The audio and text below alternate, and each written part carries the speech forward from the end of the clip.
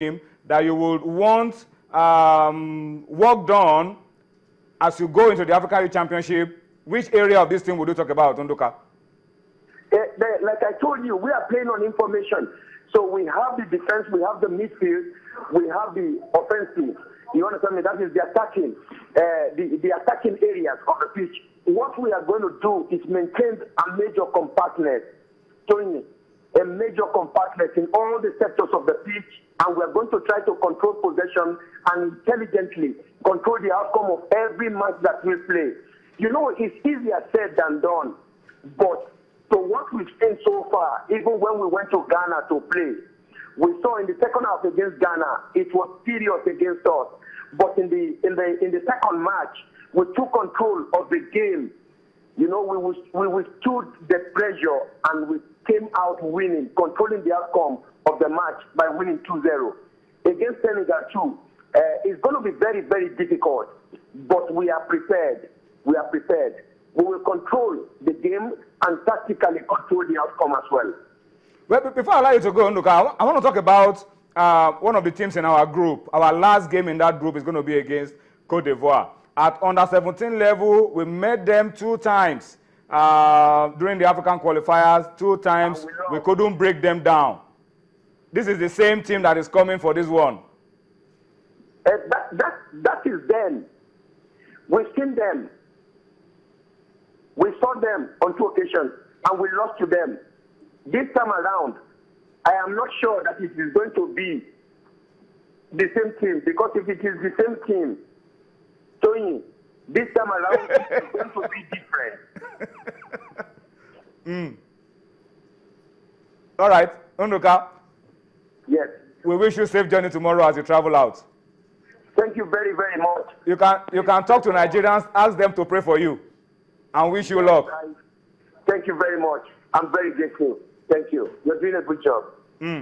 All right, so we'll be speaking to the assistant coach of the Flying Eagles, Nduka Ugbade. Always a delight to talk to Nduka Ugbade. I mean, you see the enthusiasm. I like Nduka Ugbade. You like to hear him speak. He's one of the few Nigerian coaches, I'm honestly speaking this, he's one of the few Nigerian coaches who is really engaging.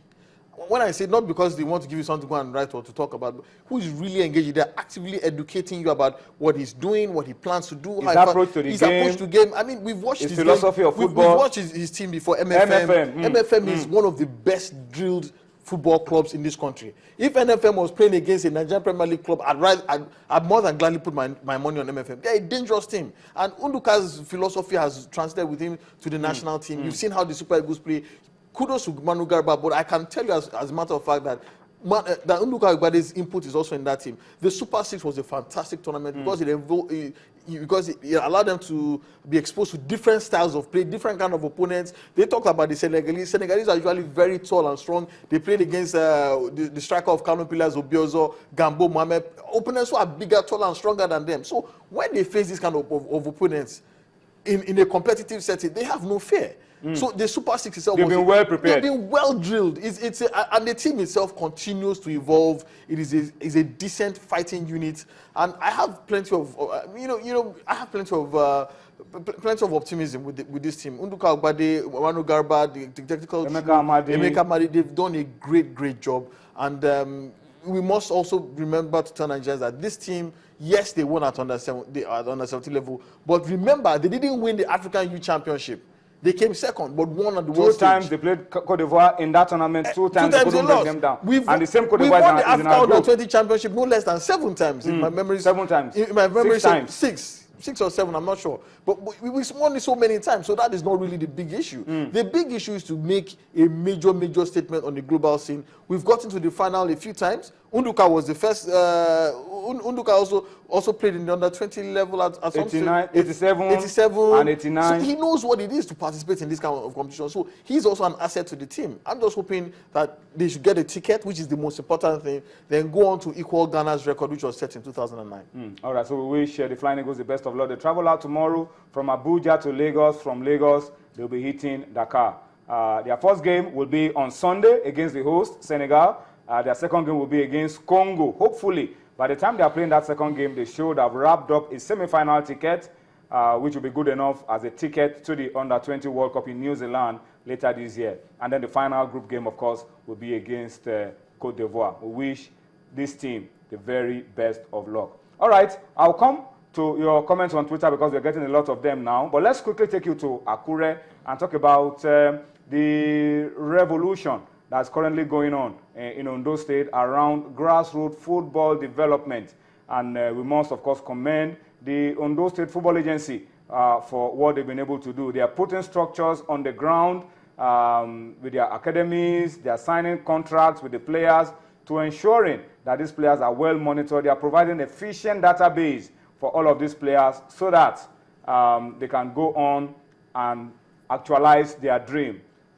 An interesting story of an orphan who is working as a barber, but then who has become a member of one of the academies, displaying excellent football skills, picked up by the Ondo State government, who are ready to see him through school and also see him play football to the highest level. Amazing what they are doing in Ondo State. And then they unveiled the academy not too long ago. You can see Rising Tornadoes, Rising Stars, Rising Sun, and the Rising Sunshine Queens. All these academies there if you want to play football in Ondo State. We'll talk now, listen to the chairman of the Ondo State Football Agency, Akin Bobola, and some of the participants. Find out what they have to say, and then come back for more on Sports Tonight.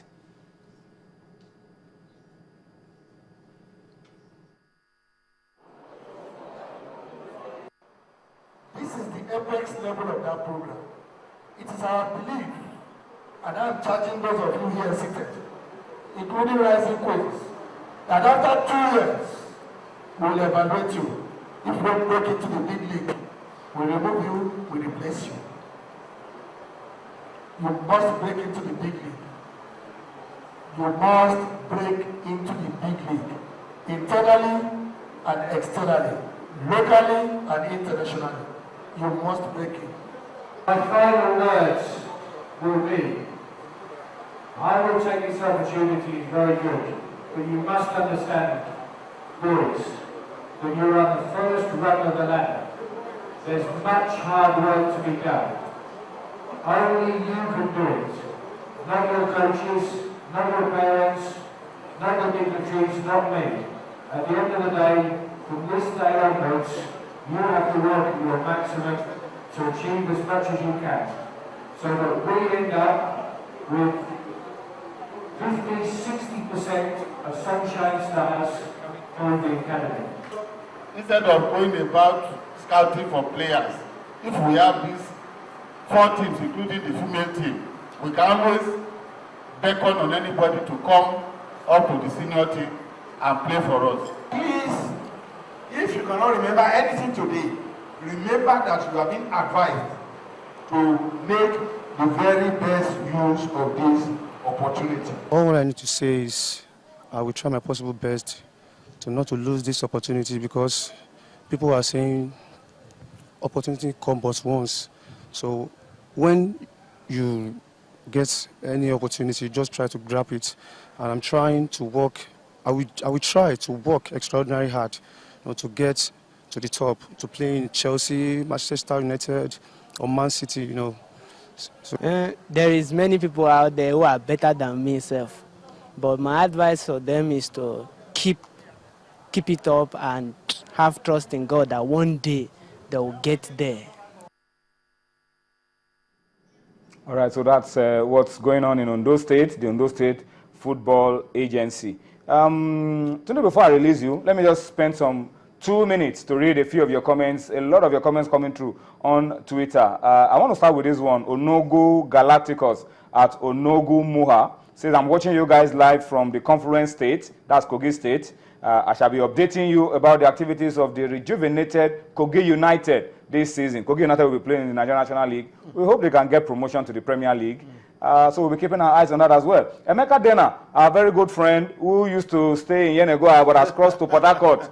Be mindful of Port Harcourt. He says, Odinga was also beaten last year by the same area boys, and it was business as usual. Nothing was done about it. So I think Odinga is used to being beaten. That's what he's saying. But he served the club for 12 years. 12 years. He served the club for 12 For years. 12 years. So if you can beat up somebody who has served served for faithfully, 12 I mean, it beats my imagination. Alonge Akinlolu said